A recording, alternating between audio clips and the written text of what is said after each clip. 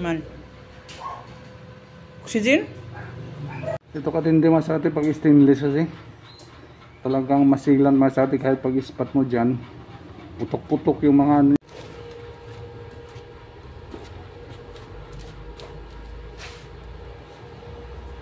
Masati yun na full weld natin yan. Kailangan talaga ito masati walang butas yan.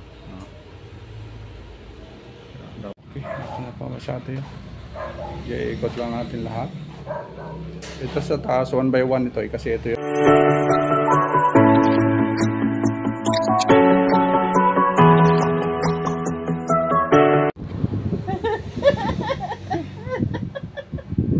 Mataho. Hi mo na sa mga ano mga viewers. Hi mga ka-discarte. Ano pa? Ha? Alam sila. Ano ang vlog mo ngayon?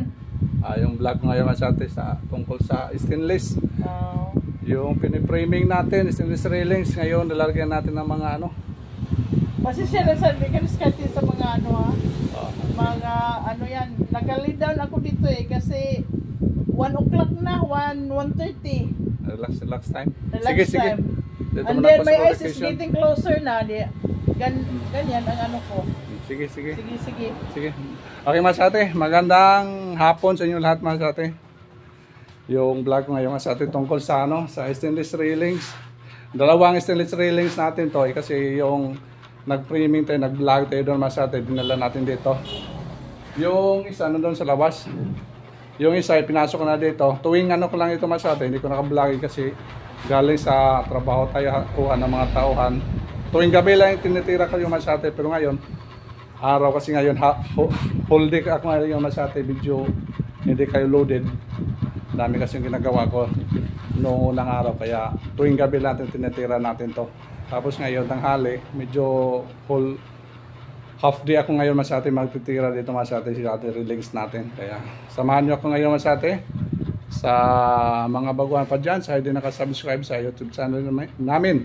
Don't forget to subscribe, like and share and then click the notification bell para update masate. Thank you sa inyong walang sawang support naman sa atin. Ang content ko ngayon tungkol sa stainless railings. Tingnan natin naman sa atin yung gagawin ko ngayong hapon. Yung isa doon pa sa labas naka ano pa lang mas sa atin naka frame pa lang. Pero ito mas sa atin yung ano natin na, ngayon. Okay na. Naglagay na tayo ng mga vertical. Hindi ko na vlog yung mas sa atin paglagay-lagay nito ng mga vertical.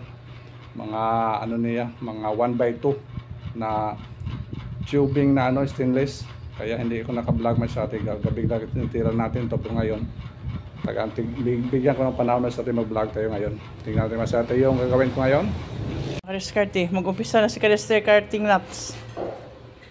Ispat pa lang yan sa ano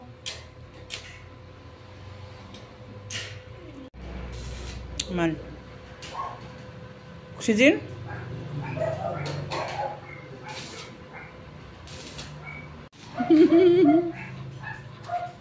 Parang malaki ito one.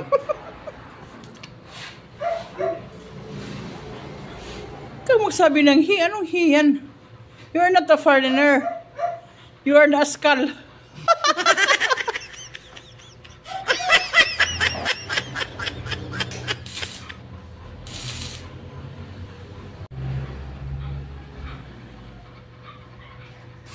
The next day. Ito yung stainless railings natin. Yan. Subukan natin mamaya yung TIG weld natin kung okay siya. Pero kung hindi okay masati, mag-stick weld na lang tayo. Yung handle natin dito 1 by 2. Ito yung binabaliktad ko lang masati kasi nag-framing pa lang tayo para ano sa malaking ang channel bar natin para siya hindi na gumalaw. Minsan kasi yung stainless pag hindi maganda yung ano masate gumagalaw. Kaya kailangan maganda yung ano niya, yung pundasyon ng framing niya, yung masate. Ito yung ano natin. Ito yung tubular 1 by 2. Inispat ko pa ito masate oh. Ispatin ko pa ito lahat. Medyo hindi kasi ano siya oh. May shiny, hindi maklaro masyado. Kaya ito, pumunta yan doon masyado. Ito yung ano natin, yung framing natin. Yan. stick wheel lang gagamitin natin dito. Kung gagana yung ano natin, yung may gas pa tayo, di gas ito tirahin masyado. Okay. Tignan natin masyado yung tig wheel natin. Tagal na ito hindi nagamit natin ah. Ang dami ng mga alikabok. Subukan natin to kung okay pa ito. Problema yung gas natin masyado, baka kulang na yung gas natin. Ito yung gas natin, baka kulang na yun masyado. Hindi naman natin. Tagal na ito hindi nagamit natin. Nakatambay lang ito dito masyado. Likabukan na, likabukan. Yung R kasi natin gamit, kung hindi to, kung kulang na natin ng gas, yung ano na lang gamitin, arc na lang gamitin natin doon sa, yung stick wheel na lang gamitin natin masyado. Pinis naman na natin. Okay. Subukan natin kung nagana pa ito. Subukan natin masyado. Wala na yung ano natin masyado, yung gas. Zero na yung gas natin. Wala nang laman. I-off na natin to. Ayaw na gumana.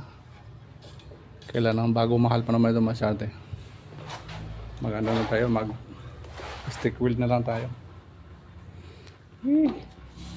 Open na natin to. Ito na lang gamitin natin. Lingawan sa atin, basta may kuryente, agana to. Set muna natin. 136.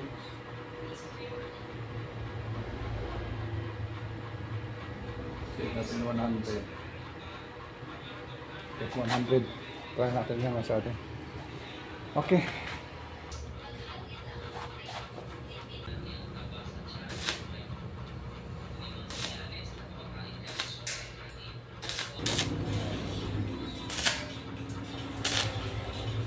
Ito katindi masati pag stainless kasi talagang masilan masati kahit pag ispat mo dyan, putok-putok yung mga ano niya, yung mga plugs. Minsan nga mga susunog yung mga kamay mo. Ito yung mga ano, grabe. Kaya protection na lang yung mata natin.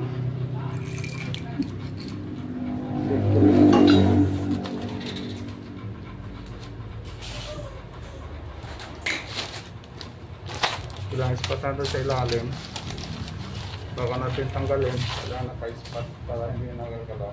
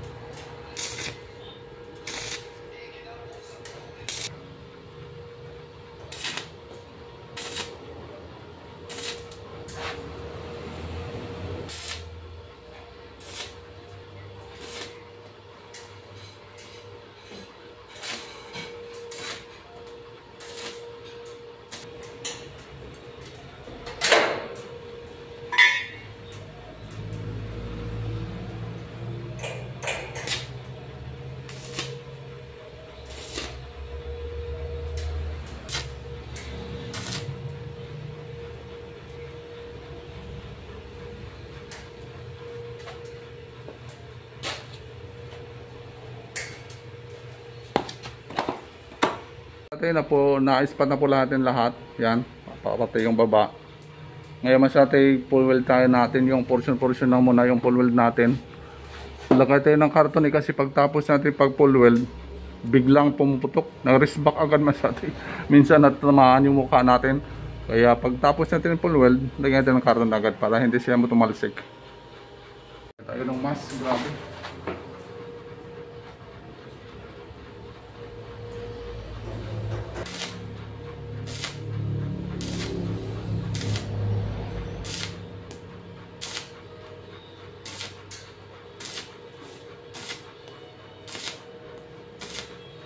Oh.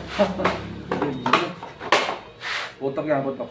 O yan, oh. Putok daw siya ate. Kung puputok na dito sa mukha natin, tunog. Oh, grabe yun. Lakas. Okay, tingnan natin o. Nakalabas sa lahat yung flux. Ito naman tayo.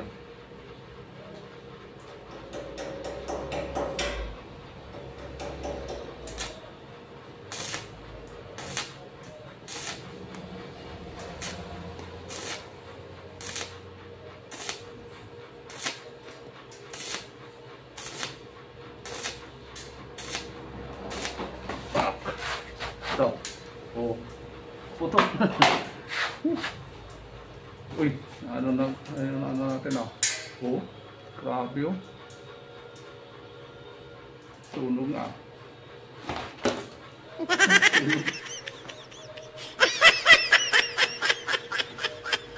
Wala na plug sa dito.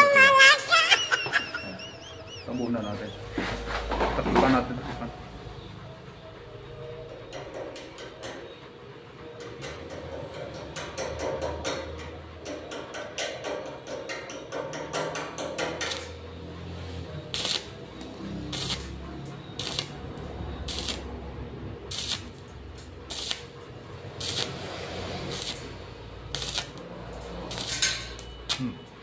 Ito nga tayo tapos, pumuputok na.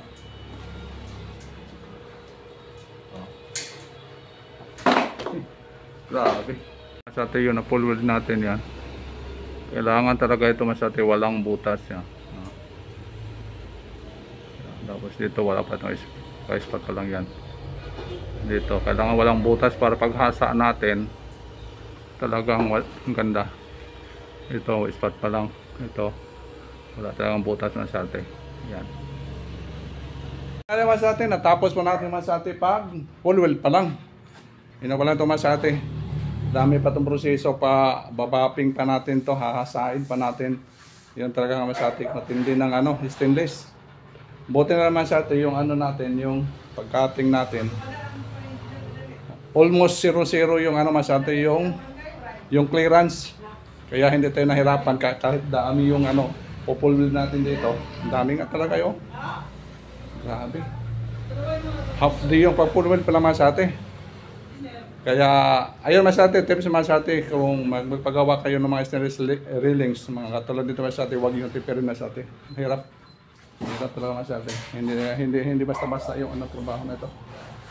Kaya ayun, natapos na po natin. Ano pa lang nga to. Mayroon pang ibang proseso nito. Pagbabaping pa natin, matagal pa yung masate. Kailangan walang mga itim-itim. Tanggal lahat yung mga pamapantay lahat masate. Kaya yung naman, next vlog natin masate. May isang railings pa doon. Kaya dahan-dahan lang masate. Buti na lang yung owner masate. Understanding yung owner masate. Lalo na ngayon, tayo lang gumagawa. Sabi ko sa kanila, ako lang gumagawa. Kaya okay lang sa inyo, maghintay. Okay lang daw masate. Shoutout nga pala, engineer. Salamat sa tiwala nyo sa amin kahit tagal ito masate. Kaya naghintay sila sa atin masate. Kaya may papagawa pa railings pa raw yung gate pa nila. Kaya lang, tingnan natin masate. Medyo tayo, busy lang tayo masate. Kaya at least na na full weld na po natin dito yung railings. Tingnan natin masate before tayo mag-end sa vlog natin ngayong hapon. Masate, full weld na po ito masate Wala ho mga butas natin. Kung mayroon mga butas natin, siguro mga unexpected lang. Yan, okay pa yun masate. Paghahasa na lang ito masate. Tapos dito sa sa baba, okay na rin dito. Yan. Pag na natin ito masate, pag pa-final. Tapos i-deliver natin ito Ihatid natin sa site ito kasi wala tayong space. Problema pa natin paglabas dyan Yan problema masate paglabas natin dyan sa sa store natin. Kaya mahanap tayo ng paraan nitong masate paglabas nito. Okay, ito na pa masate i-ikot lang natin lahat. Ito sa taas 1 by 1 ito kasi ito yung sa ilalim. Uy, maglagay pala tayo dito masate ng yung dowel. Bukas na lang si Otto, lagyan natin ng dowel. Tapos hahasain na natin. Tapos i-deliver natin sa site. Yan. Okay po Masate. Okay Masate, maraming salamat Masate. Ito muna yung isi-share ko sa inyo ngayong hapon. Thank you sa walang sawang yung suporta sa aming YouTube channel. Thank you so much for always watching. Bye-bye!